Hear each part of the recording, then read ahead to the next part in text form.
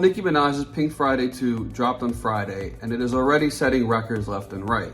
Only 2 days after its release, it was certified gold. It is the highest debut female hip-hop album of all time on Spotify. It's #1 on Apple. It's #1 globally. It's #1 in the US on Spotify. Her Drake song and collab is #1 in the US and globally as well. The album is definitely a bona fide hit record, and it is also projected to debut at #1 on the Billboard Top 200. Importantly, this is the first time Nicki Minaj will debut with a #1 album since Pink Friday, Roman Reloaded. There's something about Pink Friday. Whenever there's a Pink Friday album, it goes #1. And that being said, let's talk about some of these tracks on there because there are tracks.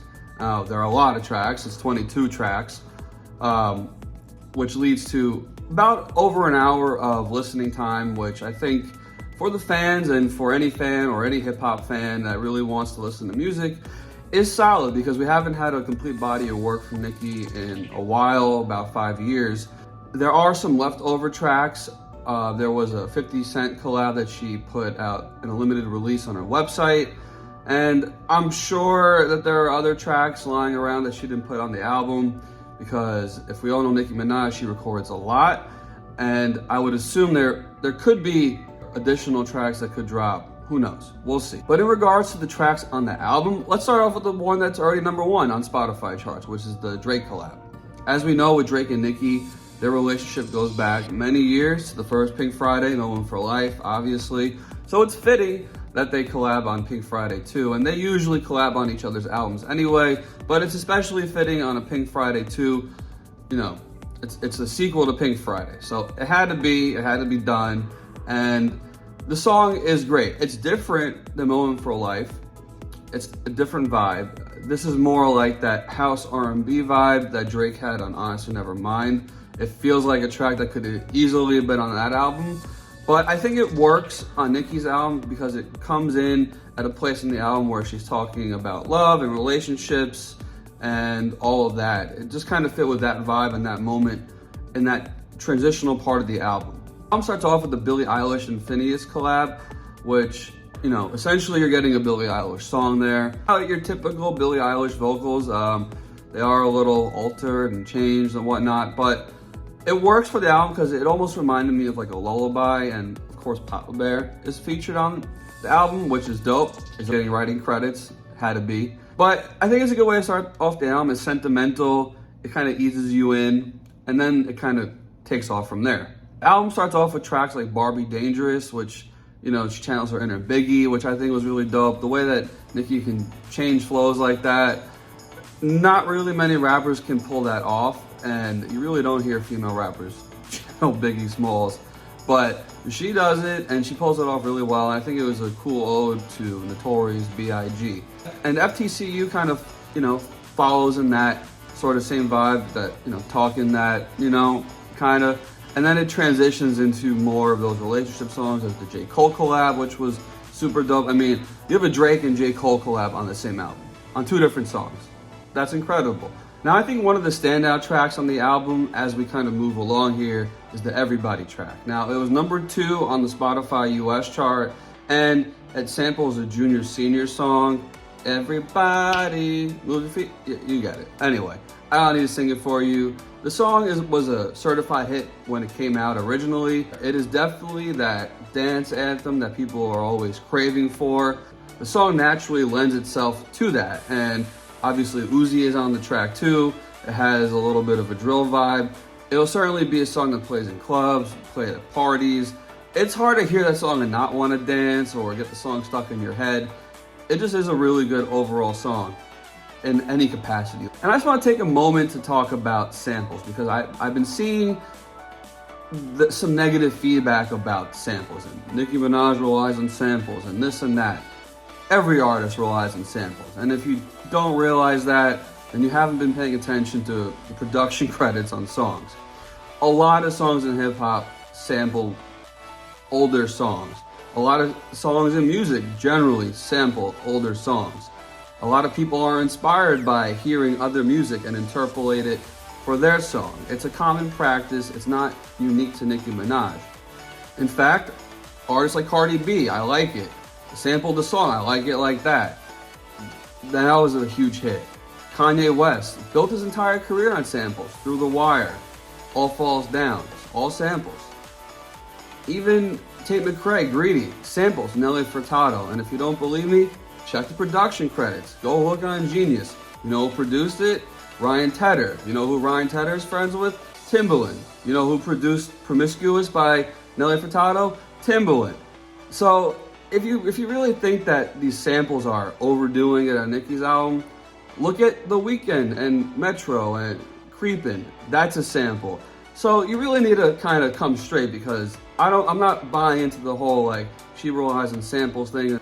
But there are no other hip hop artists or any artist sampling Cyndi Lauper. Cyndi Lauper cleared that just for Nicki Minaj. And the sample stands out, and I think the way that she interpolates it is dope, and it works. So I'm not buying into that criticism. Now, if you want to talk to me about songs being a year and a half old, that's a critique, and it's okay to critique. If you want to talk to me about the album maybe having too many standout big samples like that, there's also Red Ruby Da Sleaze, Heart of Glass. I get it. As someone who enjoys music, I like it, and a lot of people like it as well because it is killing it on streaming. And those songs, they aren't bad. It's not like taking a sample and just sampling it for the heck of it. I think Nicki does a good job of it, and Cyndi Lauper wouldn't be clearing Girls Just Wanna Have Fun, a super iconic song, just for someone to butcher it. And I don't think it was butchered. I think it's a fun track, and it does a song justice in Nicki's own Pink Friday way. And speaking of which, of Red Ruby Da Sleaze and the Rick James song, Super Freaky Girl, I understand these songs came out a little while ago, but any artist would be hurting themselves if they weren't putting their previous hits that were part of the album. Those were never like throwaway singles, and they don't put them on the album. Now you might say it makes the album a little too long, maybe the album's not fresh, but those are really good songs, and maybe not everyone heard it the first time around. Super Freaky Girl, I mean, it debuted at #1, so why wouldn't you put a #1 hit on your album? It's savvy. Your album, it makes the album have that much more juice and impact, because people go, oh wait, maybe I did hear that one. Oh wait, maybe I didn't hear that when it first came out. Or wait, I haven't heard that in a minute. Let me go back and listen to it again. I think any artist who has a bona fide hit like that should put that song on the album, because it deserves to be there. It deserves to be on your complete body of work. And again, it counts towards sales. How does it hurt? So I don't really buy into that criticism either. Again, it's okay to critique if you're going to critique, but personally, I think that's fine to do. And with the album being as long as it is, 22 songs, personally, I would probably like an album that's 12 to 15 songs. To me, 12 to 15 leads to a little more replayability, although I understand that when you have this body of work that you want to put out, and there probably are leftovers, like I mentioned earlier, it makes sense to have 22 songs. To me, I wouldn't take out the songs that were already performing well. There might be other ones that, it could be on a deluxe album later on, but look, you're trying to satisfy so many people when you're an artist as big as Nicki Minaj. Pause. So, I mean, you gotta understand the strategy, I think, in her mind when she's thinking about, okay, how do I present this so there's something for everyone to enjoy? At the end of the day, I don't think people who are hip-hop fans, music fans, Nicki Minaj, especially Nicki Minaj fans, particularly mind listening to an album that's an hour, 10 minutes.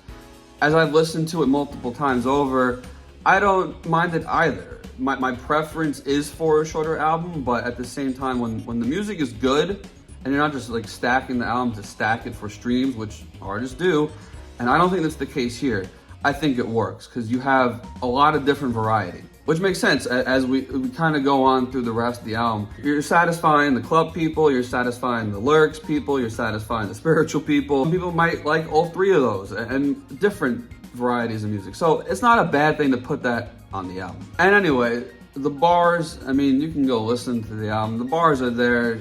She's spitting flames, the whole album. Don't buy into that hype about, oh, it's not, whatever, all right? She's #1, y'all can argue about top 4, all right? The bars is there, all right? She's going in. I don't have time to go through all of them, But listen to the album, and if you hear that album, you tell me there aren't bars on that, I don't know what to tell you, man. I don't know, because those bars, the lyrics, the pen game, on point. It's Nicki Minaj, the queen of rap. Check out the album. If you like this video, please like and subscribe. Stay tuned for more. That's Pink Friday 2 season. We're officially in it. And the tour is coming soon.